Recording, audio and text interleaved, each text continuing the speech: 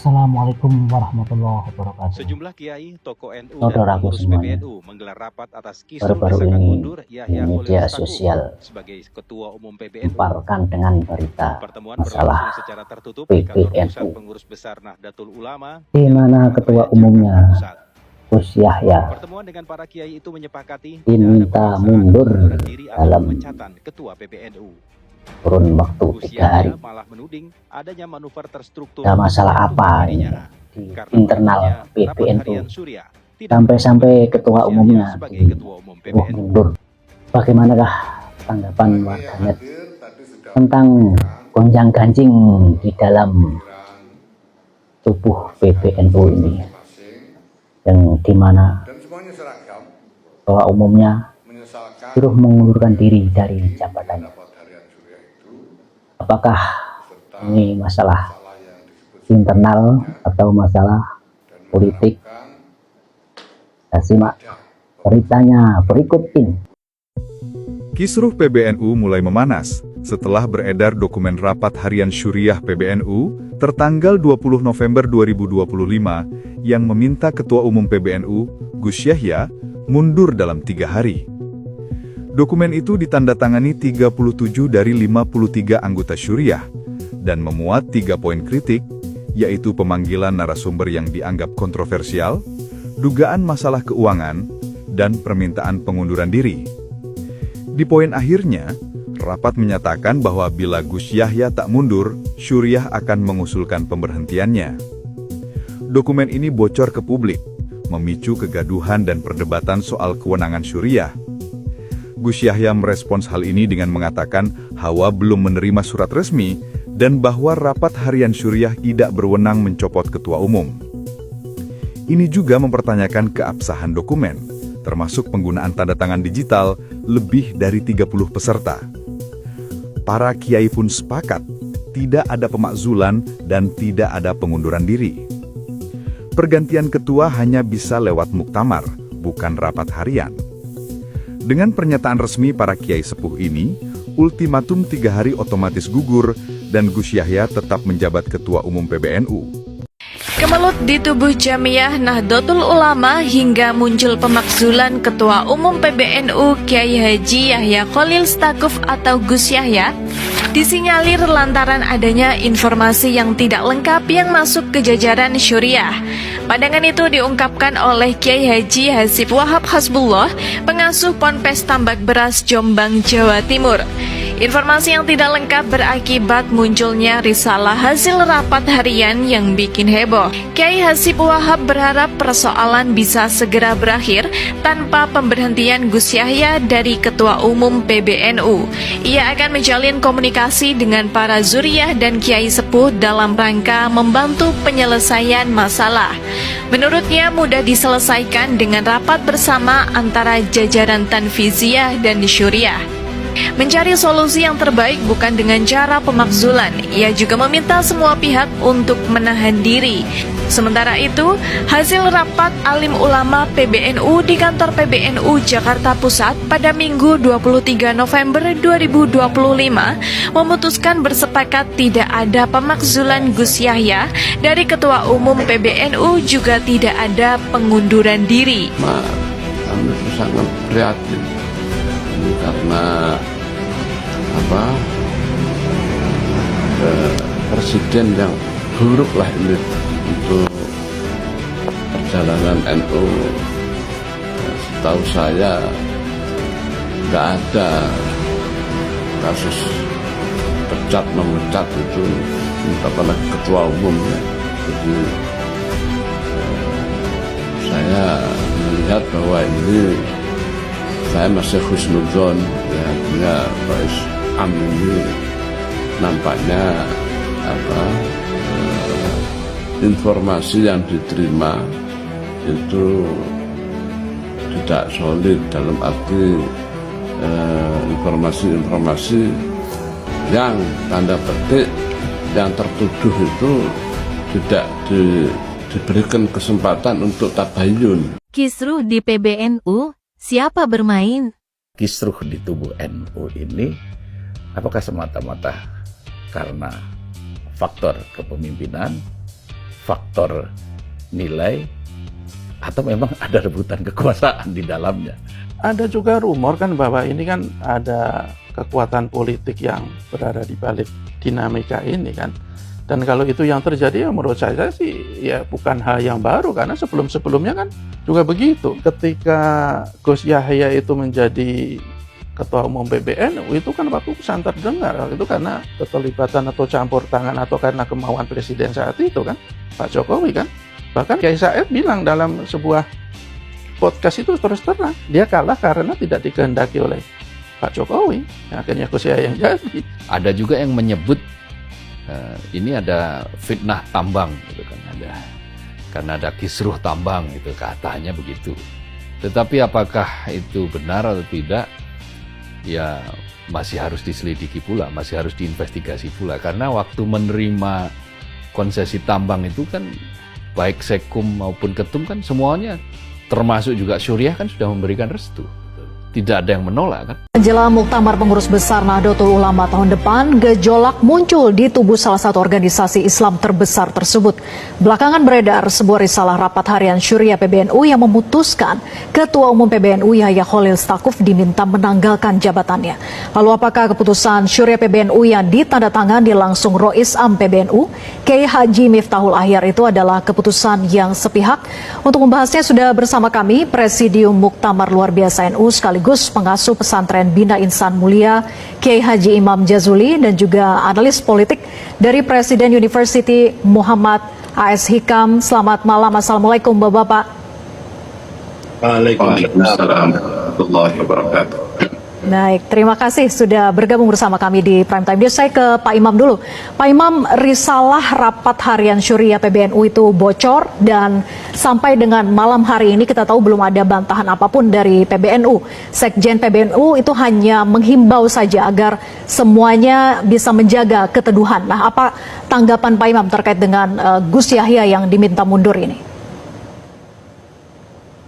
Saya kira surat yang sudah beredar yang keluar dari Rois Am PBNU sudah kami klarifikasi kepada Dewan Syuriah dan menyatakan bahwa surat itu adalah benar dikeluarkan oleh Rois Am PBNU. Tentu ini adalah salah satu hal yang sangat baik tentunya, karena sudah beberapa lama ini di komunitas NU terjadi gejolak atas keterlibatan Gus Yahya dengan tokoh-tokoh Zionis yang internasional tadi. Ini sebetulnya sudah lama gejolaknya, bukan hanya dari mulai AKN-NU, Akademi Kepemimpinan Nasional NU saja. Sebelumnya juga ini menjadi isu yang hangat di komunitas kami. Banyak para ulama, banyak para kiai yang keberatan dengan langkah-langkah Gus Yahya yang dekat dengan para aktivis Zionis Israel yang diundang pada kegiatan-kegiatan NU. Nah, termasuk keinginan dari beberapa pihak agar dilakukan musyawarah luar biasa, di antaranya salah satunya ini.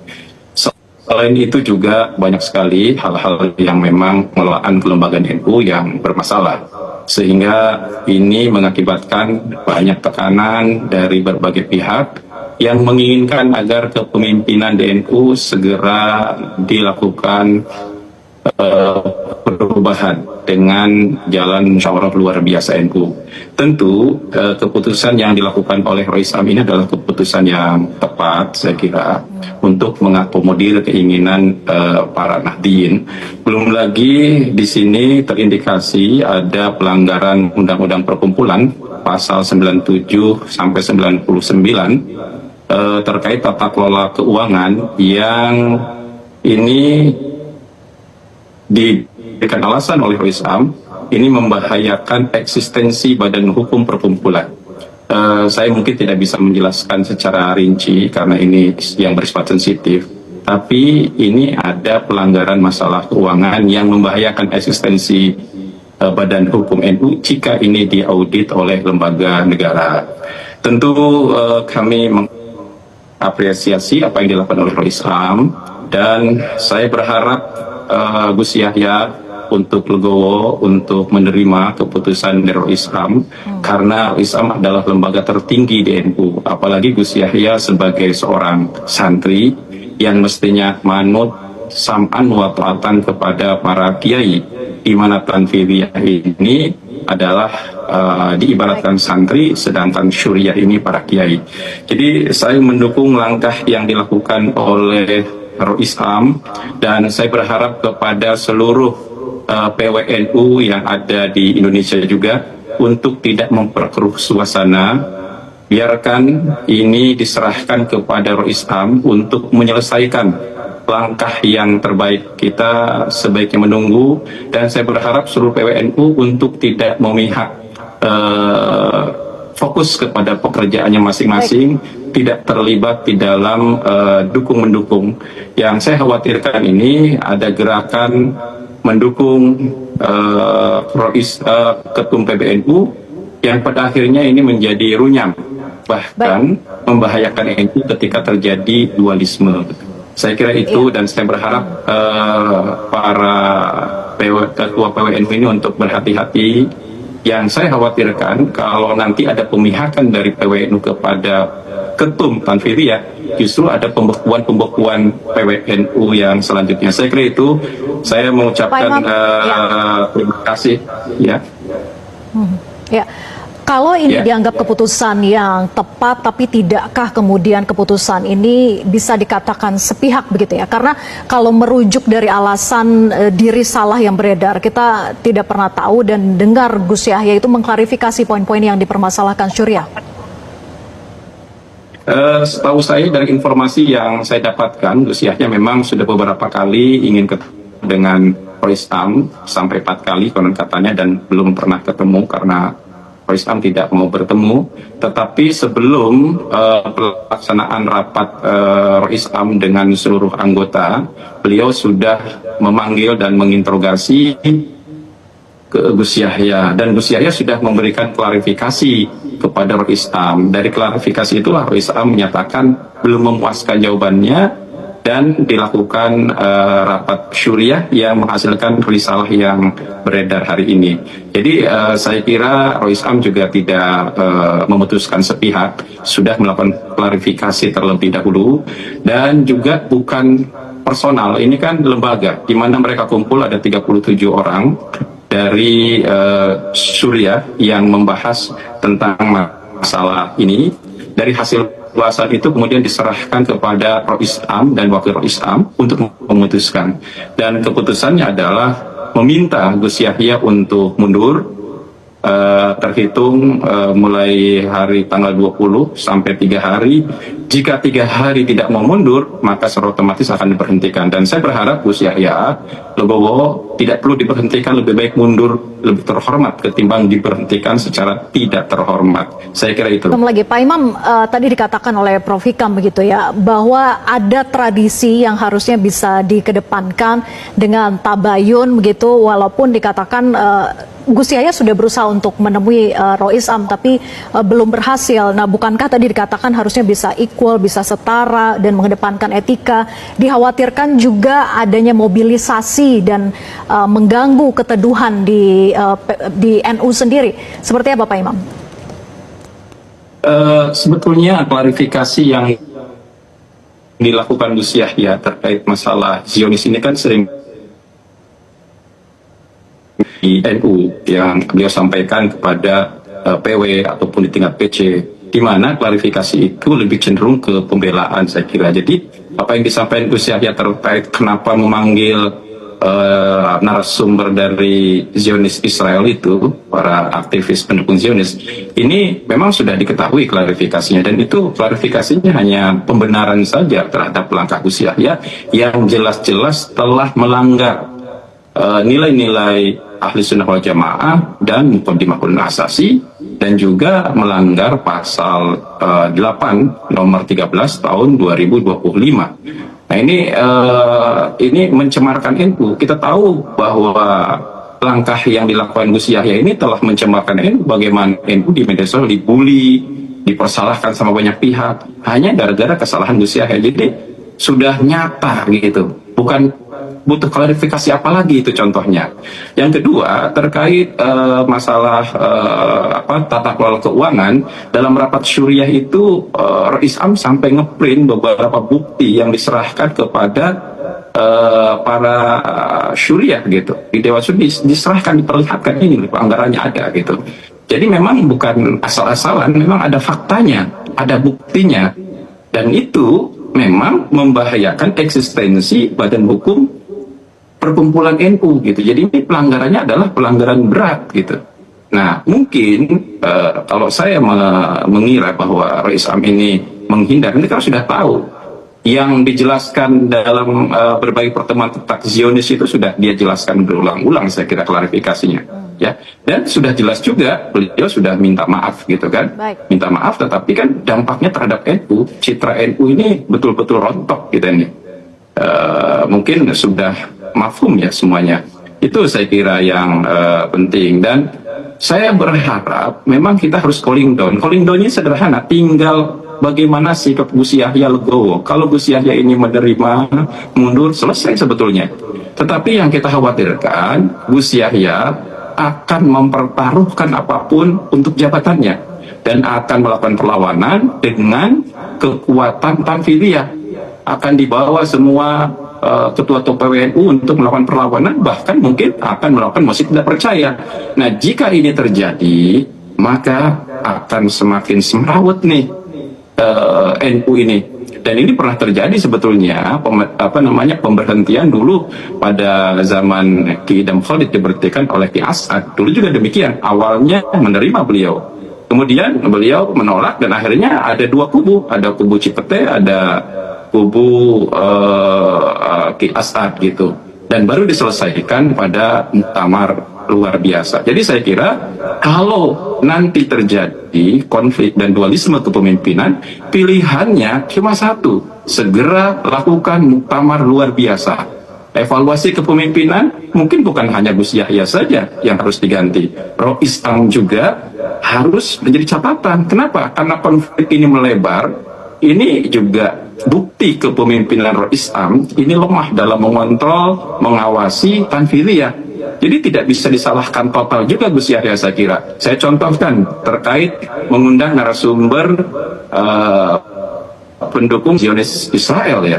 Itu kan pada acara AKN, kan Rais Am juga hadir membuka acara tadi bersama, memberikan sambutan juga. Saya heran ketika terjadi ribut-ribut gitu, kemudian Rais Am menyalahkan ketua umum, padahal dia juga terlibat di dalamnya gitu. Jadi sebetulnya ini saling lempar anduk gitu. Baik, Ya. baik.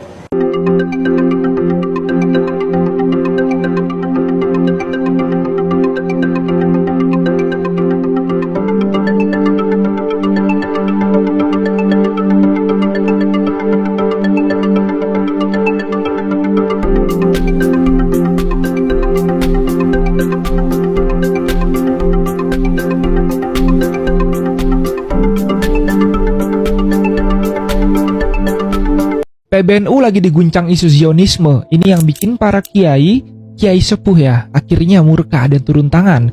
Kalian juga harus tahu alasan sebenarnya di balik semua ini. Kenapa bisa panas banget teman-teman? Ternyata pemicu utamanya itu ya karena ada undangan narasumber yang diduga berafiliasi sama Zionisme internasional. Gokilnya lagi, narasumber ini tuh diundang ke acara kaderisasi tingkat tinggi NU alias AKNNU. Bayangin aja coba, forum sakral dengan tujuan buat nyetak pemimpin masa depan NU, malah disusupi anasir yang dianggap pro-Israel. Nah, bagi para kiai jajaran Syuriah, ini udah offside parah teman-teman. Dan juga sampai dianggap melanggar nilai Ahlussunnah wal Jamaah serta konon asasi NU. Para organisasi jelas dipertaruhkan di sini teman-teman. Ditambah lagi kalau kalian mau tahu ya, adanya temuan dugaan pelanggaran tata kelola keuangan yang bikin situasi makin runyam akhirnya. Jadi ini tuh bukan lagi sekedar beda pendapat, tapi soal penyelamatan akidah dan organisasi. Nah, Gus Yahya sekarang benar-benar diuji teman-teman. Apakah PBNU bisa bersih dari anasir-anasir asing ini? Menurut kalian wajar nggak sih kalau para kiai itu ya marah besar ngelihat NU dibawa ke arah sana? Demikianlah saudaraku, berita-berita masalah gonjang-ganjing di tubuh PBNU. Karena Gus Yahya suruh mundur dari jabatannya. apakah ini masalah murni internal atau masalah politik, tetap bisa bersatu, bisa tetap jaya, tidak saling menjelek-jelekkan satu sama lain. Sekian, terima kasih. Wassalamualaikum warahmatullahi wabarakatuh.